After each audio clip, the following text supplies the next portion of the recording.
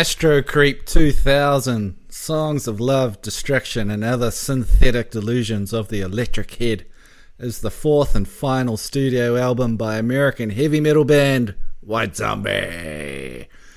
It was released on April 11th, 1995 by Geffen Records.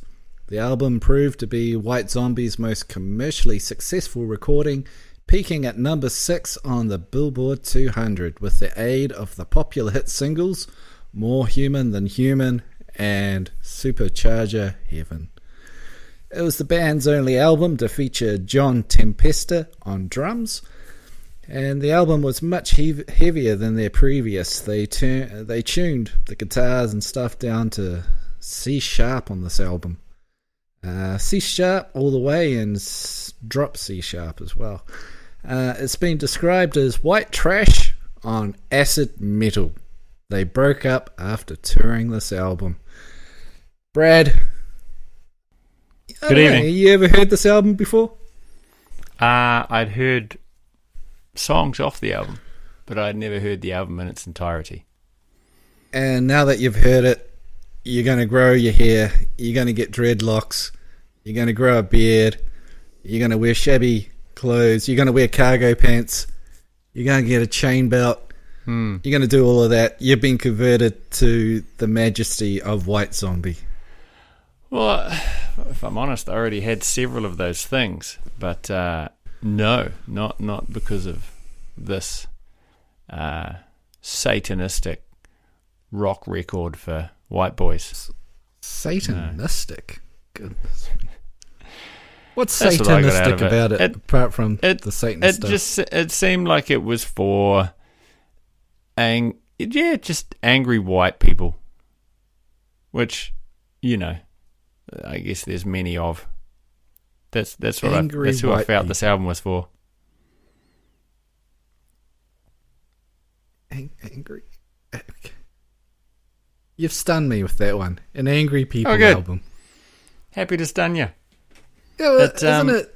Oh, like to me, it's like a happy. It's dance metal. It's been called groove metal. You know, it's like, it's all upbeat.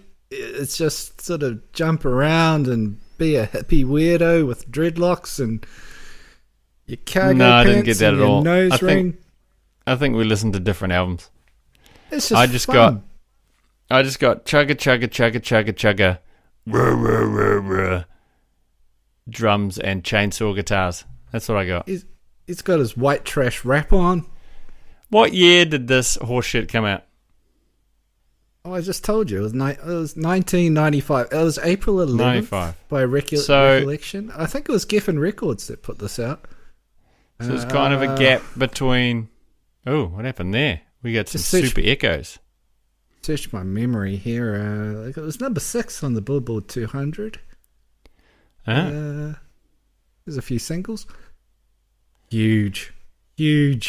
Look, my first and only encounter with this album back in the 90s when it came out was my older brother was into bodyboarding and he had like surf videos, and one of the soundtracks had a couple of tracks off this album, and it was great for getting amped up for going for a surf or doing something exciting, right? Like, you know, not quite punk music, but adrenalized rock, right? And so that was my experience. So listening to it again, I was painting the fence like grown-ups do and listening to this album for the podcast. And it made me want to go surfing, but that was about it because it just reminded me of teenage good times. But other than that, like songs I hadn't heard before, oh my God, this was just like an air saw. You're a crazy person. This didn't make you want to like take an acid trip, strip off your clothes, rip off your nipple ring, tuck your willy between your legs and run down the street screaming, "I'm a girl! I'm a girl!" Didn't make you want to do that? It's just my usual Thursday night, Dan. No, not in the slightest. It didn't. Isn't this the perfect music to do that, though?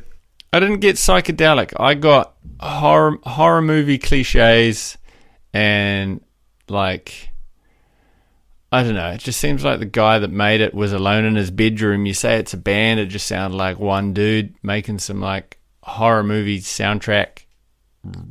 I wouldn't call it rock. I don't know what you'd call it. I wouldn't call it psychedelic in the slightest. You wouldn't call it rock? Nah. I'd just call Would you it call like it metal? sludge. No, I call it sludge metal. That's what this is. Like sludge metal. Were there melodies? I don't know if there was. It was just kind of like more yelling human phrases. than human. More But you see, human than human. It's a such primal catchy line. scream of rage. It's a primal scream. It's like rip your nipple ring off and run down the street with your willy tucked between your legs. Like, ah! That's what this album is. It's fun. Are you saying this album's for people that like to stick their dick between their legs? Yes. People like me. Now that I look at it from that perspective, yeah, it's a whole new world. Maybe we're going to have to revisit this one.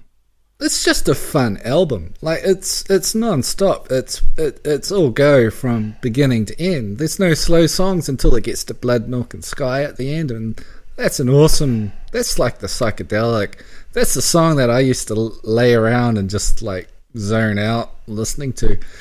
Oh, with your cock between your legs. All right, sweet. I mean, none of our listeners would partake in drugs at all. But if they did, by golly, that's the song to do it this to. Would be it. Oh my god. This is just a fun. I think album. if you want a bad acid trip and like to run down the street while demons are chasing you, then yeah, this is totally the album to trip out to. Put demons? The Doors on or some shit, man. Don't put this on. Oh god, not the Doors. Go listen to Jim Morrison. Oh god, come on. This is just a. The thing about this for me is this album blew me away when I heard it. I got really into the industrial thing. When the loops, did you hear samples? High school. It's a long time ago. I can barely remember, but I remember getting it, being blown away, and just loving the clips, all the samples from the horror movies mixed in, and all the dance music stuff. The guy that did all the loops and stuff, apparently they had two studios. One where they were recording the band, and the other studio, they had a guy that was doing all the loops who did all the sampling and loopy stuff for Nine Inch Nails and Marilyn Manson, and he was on this album doing all the crazy weird noises, interjecting it. And I loved it. I just thought it was creative and different and awesome, and from this I got into like Ministry and other things like that. I love this album. It's just great. You just don't see the fun. You're just like, oh, it's monsters. Yeah, I got no fun out of it, man. Oh my god, from start to finish, it was just a wall of noise that I didn't appreciate. Apart from the two obvious singles that were released, the two singles, "The More Human Than Human," that the only memorable song, and then what's the other one? What was the other single? So did my research. Like Supercharger Heaven. Yeah, that'll probably be it.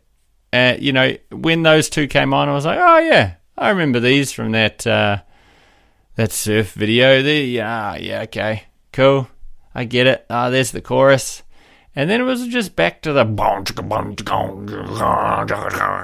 That's not a very good impression, but I'm glad you loved it. But I got to spend 40 odd minutes waiting for the end. That was my thoughts on this one. Like, Rob Zombie went on to direct after this, right? He did that Houses of 1,000 Corpses and Halloween and such. I enjoyed those films. You've lost but me his there. music, I think he's. I think he's a better music. I think he's a better director than a musician. What? House of a Thousand Corpses is genius. I was a Rob Zombie fan, and Rob Zombie. You watch videos of him. I saw a tour of his house. He's got this. It's a creepy old house, but it's an old house that he's made creepy with like horror movie posters everywhere, and he's got dead polar bears and animal heads all over the walls, right. And he's just that. Everybody should have a dead polar bear. Trippy kind of dude, yeah. It's got all that going on. Every room in his house, like his master bedroom, he's got the ceiling is painted to be a night sky with storm and electric and lightning going and stuff like that. He's just he's 24/7 the horror thing. Rob right? Zombie's the kind of guy that would have a mirror on his ceiling, I believe. I think that's what he's into. He comes home at the end of the day, he takes off his jean shorts and his wallet chain. I don't think he takes them off either. Yeah, I think he showers in them. I think he makes love to them. The wallet chain's got to go down. No. He keeps it all on. All right, so he gets into bed fully clothed, chains and all, and he takes off his dread wig because he's a white boy, and then he gets into his. I'm assuming it's a circular bed with silk sheets, and then just starfishes and stares at his prone naked body in the mirror. No, sounds like Rob Zombie, right? House of a Thousand Corpses. I went into it with great anticipation going, I love this guy's music. He's going to make a horror movie. He's fully into horror. I went and watched it. I was like, this is not even a 1 out of 10. This is the most boring crap. The worst script. The terrible dialogue. Man, this is totally a future episode. Totally terrible. A future episode. Halloween movies. I did like, what was it? The Devil's Rejects? He pulled the fat out of the fire there. That was a good, decent movie. It was alright. That was like a sequel to that one, wasn't it? It's like... I don't remember. Yeah, I think it's the characters from, but I don't know if the story really continued from it properly. So I remember. It was a long time ago. Kind of like The Last Jedi. Why do you got to bring things down? Hey, I didn't enjoy the album, so I'm just going to bring up movies I didn't enjoy too. I was really enjoying this album, and then you mentioned The Last Jedi, and I've lost my erection now. The will to live has disappeared. Fuck you, Ryan Johnson. I had a good 4 inches going this entire podcast. Fuck you in your Last ear-hole. Jedi. And now it's just flaccid. Right. We'll move on then. Track 1, did it set the scene for you? Sets the scene. Slap this in your CD player. When you get that first song, that's what you're going to get the rest of the album, and it delivers. Every song pretty much the same. I'll give you that. Not a lot of deviation. Blood, Milk and Sky is the only time they kind of slow down and do something a little different, but it doesn't wear thin for me. Everything's great. Love it. It's just they deliver. Bang, bang, bang, bang, bang. That's your jam. That's the sounds you want. That's Dan. It's happy, upbeat, dancing, metal, rappy, rocky. Well, you keep saying it's happy and upbeat. I didn't get no joy out of it. There was no full happy. Of energy. It wasn't like he was singing about fucking rainbows and cherries and banging chicks. Or maybe he was singing about banging chicks. I don't know. It just sounded a lot to me. I wasn't really paying attention to the lyrics. Maybe I should again do my research and print some out. But it all just seemed like, violent. I haven't got a clue what the lyrics are. Yeah, more human than human. That's what we got. Well, what's that even mean? How can it be more human than a human? Well, it's from Blade Runner. The motto of Tyrell Corp when they were making their androids was more human than human, so they're even better than a human. So they want the androids to be even more human than a real human. Yeah, and then there's there's a sample from the movie in there too. He goes, "I want more life, fucker." That's from Blade Runner. Rutger Hauer. Okay. Bone chicka bone chicka gong chicka gong chicka bone chicka gong chicka gong. On that. Didn't you, like, I remember, like, watching TV one day, and I think it was like an MTV performance or something. White Zombie came on, and they played More Human Than Human, and I was bald from that day on. My hair just blew off the top of my head. That was the day that my hair went. It was incredible. I was so blown away, and the guy brings out the slide guitar on a heavy metal song, and he's like, wow, wow, wow, wow, wow. Ah, heaven. It was so heavy. We'd like to welcome you all to and the cat noises of 2022. Yeah.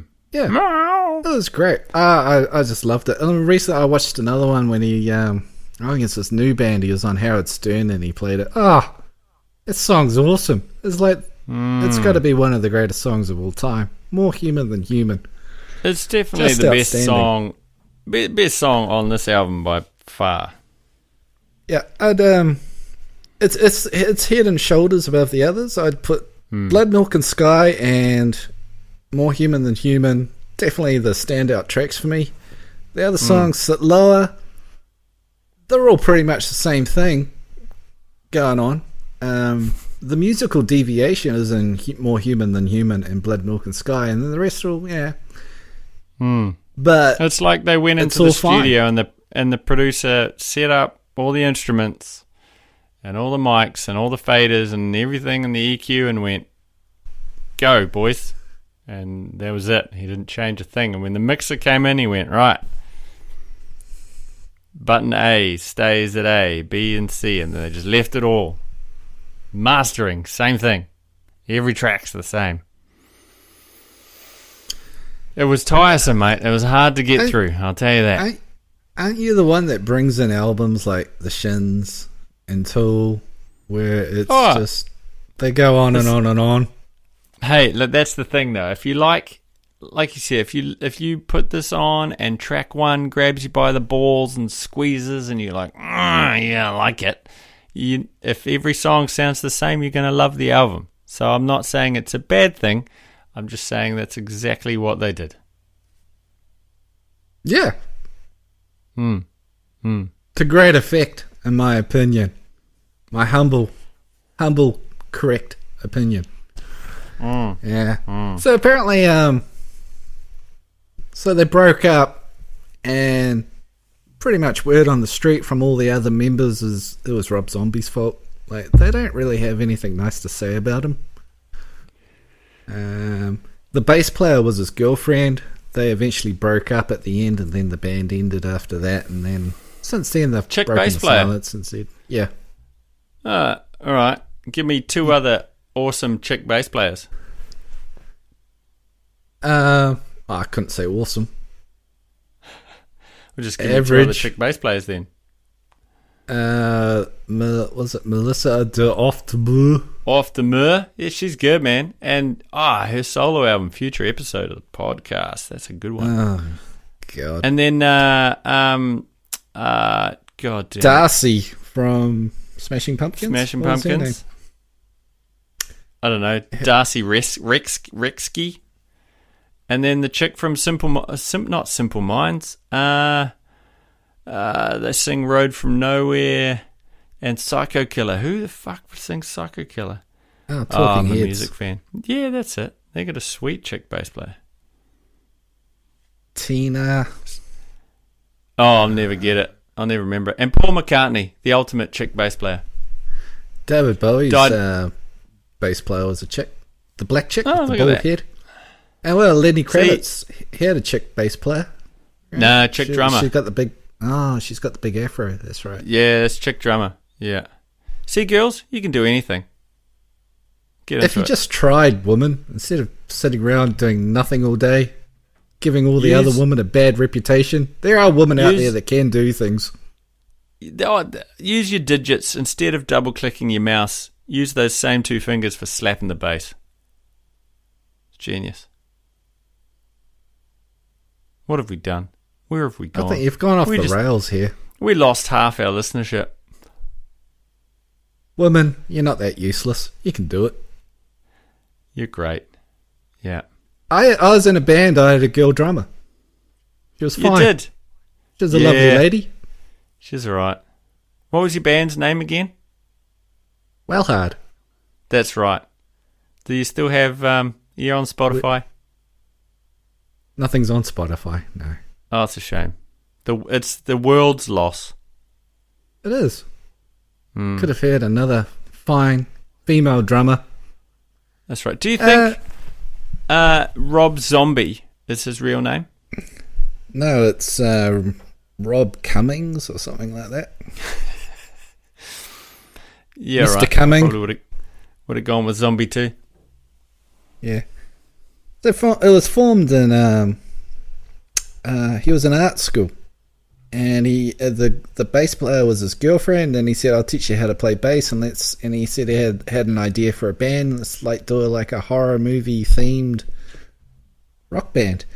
And I'd never heard their previous albums. I went and listened to them last night. Well, I skipped through a lot of it because the first two albums are extremely painful.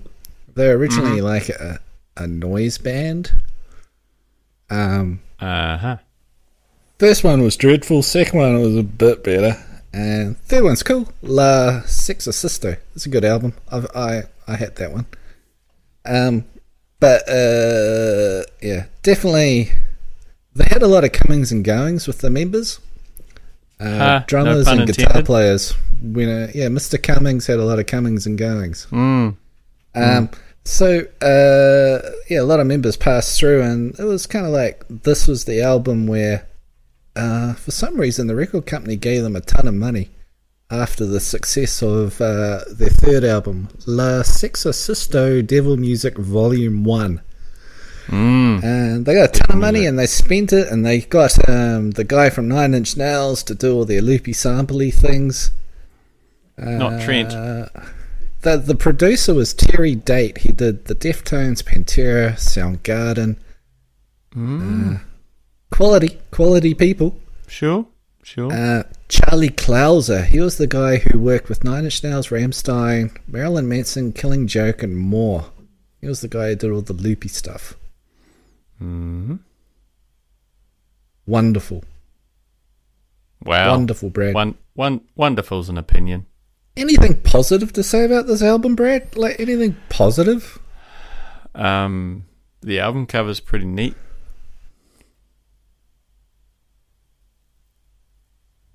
You don't like More Human Than Human? Oh, you know, like I said, kick-ass earlier in the fucking rock episode, song. if you go back, I said, I could listen to those two songs. If I was to go back and somebody said, could you recommend any Rob Zombie, White Zombie, racist, I'd say, yeah, check out these two songs. Those, Why is it racist? Is it better if it's Black Zombie? Well, there's a white zombie. Of course he picked a white zombie, didn't he? Anyway, losing listeners again. This is the make or break episode for Pointless and Confused, where we find our voice and it may not be appreciated by We've upgraded society. our studio. We've moved into our new $7.3 million studio to record this episode. Yeah, I think it's worth it. Like the returns from podcasting people is phenomenal. You should see my pool. Yeah. What was it talking about? You're just being negative and bringing me down. God's sake. I mean, pick an album that I'm going to enjoy. I think you take great joy on going, hey Brad, check out this album I know you're not going to like. I love it, but you're not going to like it. So put this in your ear. It's like you're ear raping me every week when it's your choice. I had to it's like sit you through force Silverchair. You force the album into my ear hole against my will. But then I let it happen. So I let it happen. Shut up and for one there's fucking consent. second. There's consent, so it's not rape. Look, I have to sit through Silverchair, and then you're like, yeah, this album does suck, but I can give it a high rating. Yeah, and that's fine. And all the other albums, you're like, yeah, half of this is shit, but I'm going to give it a high rating anyway. Every episode you bring it up. So why the fuck do we even do this? You just complain about your co-partner. Here I am bringing up I'm trying to introduce you to decent music. I'm trying to elevate. Get on with it then. This isn't fighting it. me.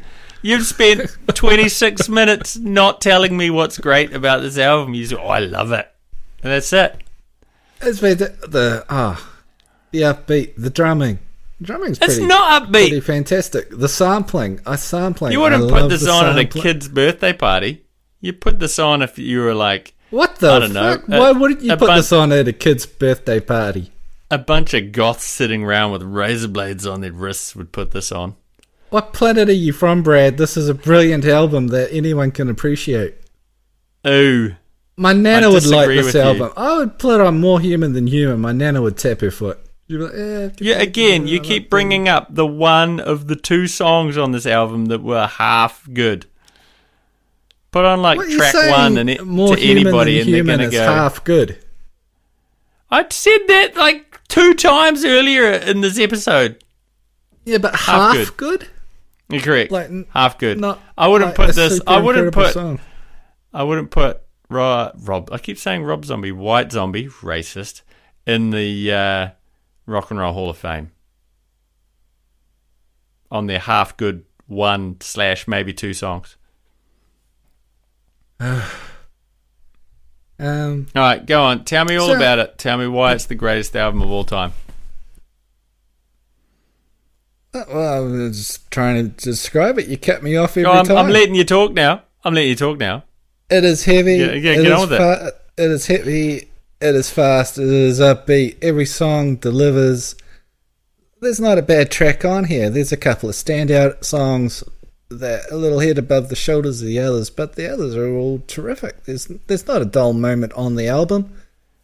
I think it's got an inventive and interesting use of the sampling. I love the quotes from the movies filling in the spaces.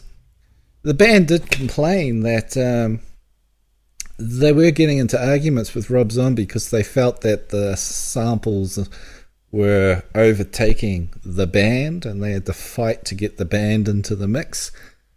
But where it ended up, I just love this album. I just think it's incredible and interesting, and I love the energy.